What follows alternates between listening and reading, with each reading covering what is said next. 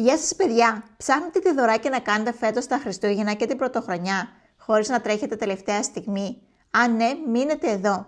Εκεί θα σας δείξω μια λύση που είναι και όμορφη και χρήσιμη, αλλά και διαφορετική. Όπως ξέρετε, μου αρέσουν πολύ τα φυσικά, χειροποίητα πράγματα και γι' αυτό φτιάχνω αυτά τα βιολογικά wax melts.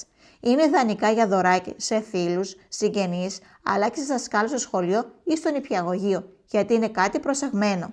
Θέλω να σου δείξω πόσο απλά φτιάχνονται.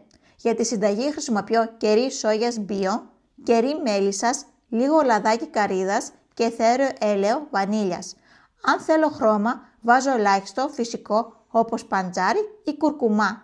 Λιώνω τη σόγια μαζί με το κερί μέλισσας σε μπεν μαρί. Προσθέτω το λάδι καρύδας και ανακατεύω καλά. Χρωματίζω ελαφρά αν χρειάζεται και μόλις το κατεβάσω από τη φωτιά, προσθέτω τη βανίλια για να κρατήσει το άρωμά της. Στη συνέχεια γεμίζω τα καλούπια και τα αφήνω να σταθεροποιηθούν. Σε λίγες ώρες είναι έτοιμα και μέσα σε 1-2 μέρες έχουν δέσει τέλεια. Το αποτέλεσμα είναι ένα φυσικό μυρωδάτο wax melt που γεμίζει το σπίτι ζεστασιά και χριστουγεννιάτικη ατμόσφαιρα. Είναι ένα μικρό δωράκι, αλλά δείχνει φροντίδα και αγάπη και γι' αυτό πιστεύω μετράει περισσότερο απ' όλα.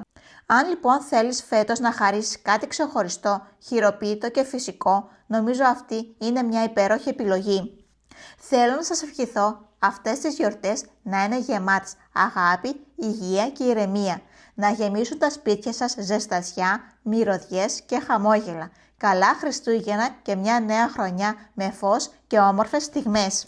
Και να περάσετε όμορφα με ανθρώπους που αγαπάτε. Αν σας άρεσε αυτό το βίντεο, πατήστε ένα like και αφήστε στα σχόλια μια καρδούλα. Τα λέμε σε ένα επόμενο βίντεο!